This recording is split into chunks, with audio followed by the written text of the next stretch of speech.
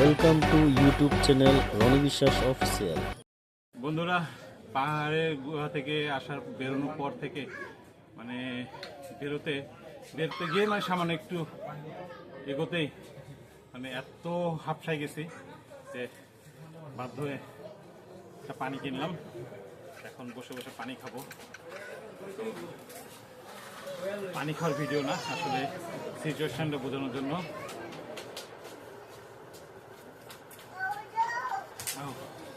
মনে হচ্ছে দম ফিরে আসে, প্রাণ আবার প্রাণের জায়গায় চলে আসে।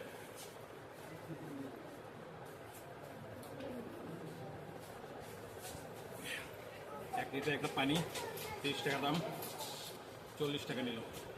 কিছুই করার নাই, আলু টিলায় দাম বেশি নিল। সিদ্দিক ভাই দেই, সিদ্দিক ভাই নেন। আসসালামু আলাইকুম। বিষয়টা হচ্ছে আমাদের এই জার্নিটা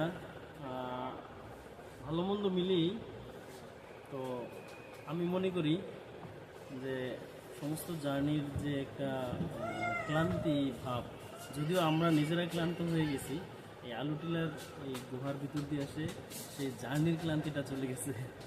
বিষয়টা মনটা একটু ফুরফুরা হয়েছে, জিনিসটা নতুন, খুব ভালো লেগেছে। ধন্যবাদ।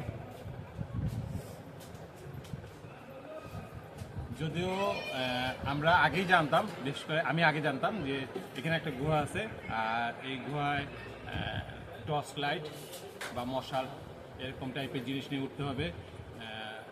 বর্ষার সময় অনেক পানি হয়, অন্যান্য সময়ও পানি থাকে, তো সেই কারণে হচ্ছে বলা হয় যে একটু কাপড় চোপড় আলাদা করে নিয়ে যাবেন, যাতে করে যদি ভিজে যান তাহলে পরবর্তীতে পাল্টাতে পারবেন।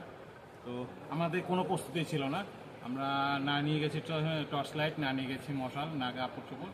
তো তারপর আমরা একেটা দেরি করেছি, তাড়াহুড়ো করে গিয়েছি এবং গুহার ভিতরে প্রবেশ করেই মানে যখনই করি তখনই দেখছি যে হচ্ছে অল্প অল্প পানি। ভিতরে গিয়ে আসলে কতটুকু পানি বুঝতে পারছিলাম না। তারপরও মোবাইলে আলো দিয়ে, এক হাতে মোবাইল টর্চ চালানো, আর এদিকে হচ্ছে ভিডিও করছি, ক্যামেরাতেও হচ্ছে ফ্ল্যাশ দেওয়া। সেই অবস্থা হচ্ছে আমরা গুহার ভিতরে ঢুকি, বিসমিল্লাহ বলে ঢুকি এবং আলহামদুলিল্লাহ যে হচ্ছে আমরা পুরো ভিডিওটা কতটুকু ভালো হয়েছে জানি না, সেই ভিডিওটা দেখার অনুরোধ থাকলো। এই ভিডিওটার আগে আপনি ভিডিওটা পাবেন, তো যদি ভালো লাগে অবশ্যই একটা লাইক করে দিবেন, প্রয়োজনে কমেন্টস করবেন, বন্ধুদের শেয়ার করবেন। আর যদি আপনি আমাদের চ্যানেলে নতুন হয়ে থাকেন তাহলে অবশ্যই সাবস্ক্রাইব বাটনটা চাপ দিয়ে আমাদের পরিবারের একজন সদস্য হয়ে নেবেন। তো এই ভিডিওটা আসলে পানি খাওয়ার ভিডিও ছিল। তো পানি খাওয়া শেষ, আমাদের কথা বলা শেষ। সকালে ভালো থাকবেন, সুস্থ শরীরে থাকবেন, সেই পর্যন্ত বিদায়।